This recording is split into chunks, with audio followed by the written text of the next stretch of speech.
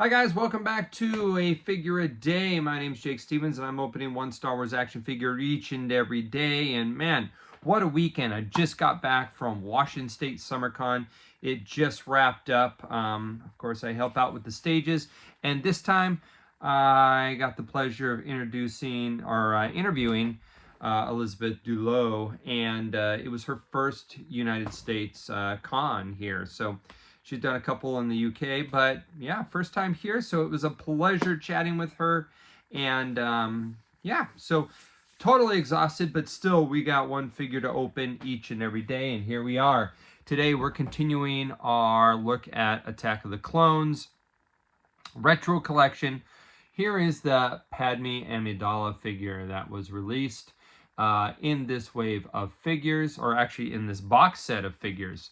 So she was exclusive to this box set, which was split between Attack of the Clones and Revenge of the Sith. This is our last figure because we've already opened up our Mace, our Jango, and then this is going to complete the actually the whole box set because we've got everybody open now. So here she is, Padme Amidala. She's part of the Retro Collection, which means she has 5 points of articulation. All in the back, it has cross-sell of the figures in the box set here, and the generic Retro Collection blurb, which I read each and every time in case you're new and just joining us. It says, the Star Wars Retro Collection is inspired by 1970s Star Wars figures and features original figure design, detailing, continue your collection from a galaxy far, far away.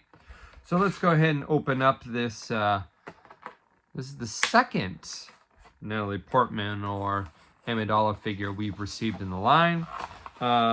In the Phantom Menace box set, we got one of her queenly disguise now. Interesting though, taking a look at this card back, look at all this speckled here. It kind of looks like a print error or something was in there when, I don't know if this is common to all of them. Not a big deal, of course, for us loose collectors, but looks kind of weird for those who are probably keeping her on card. Or maybe, no, it's not something attached to the card. It's definitely a printing error. Here she is out of the package, almost. She's going to come with, I'm going to say 2 accessories, because I believe this cape is removable. We'll find out here in just a moment. So let's get her out of the package here. Let's see. So this is a soft goods cape. Unlike any of the ones that we've just previously looked at over the last week or so, as we've been going into Retro Collection pretty heavily here, she is unique in that she's got an bend in her arm. As we've talked about before, most Kenner figures were straight armed. It's only this Han Solo was about the only one that had a bent arm from the original line, but more and more of these Retro Collections are coming with some bend in their arms, but no articulation there, just a bend.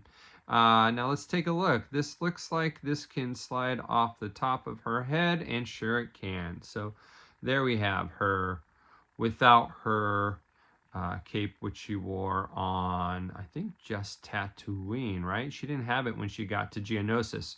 So this would be with the cape, exclusive to Tatooine and the Lars homestead, but there we have it. So her accessory, her second accessory is her blaster. She's got a Kenner version of that blaster here. Fits in her hand pretty well. I'm going to assume it's not going to go in her other hand, as it's just a straight, it's not a C grip, it's just a straight hand. So most likely not fitting in there very well. As for the face, does it look like Padme Amidala? I'm going to say no. Looks pretty generic, female-esque. It's not much that's Padme or Natalie Portman about this, which, the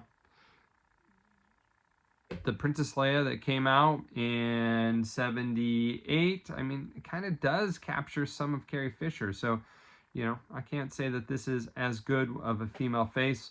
But otherwise, the figure is pretty authentic to what she looks like.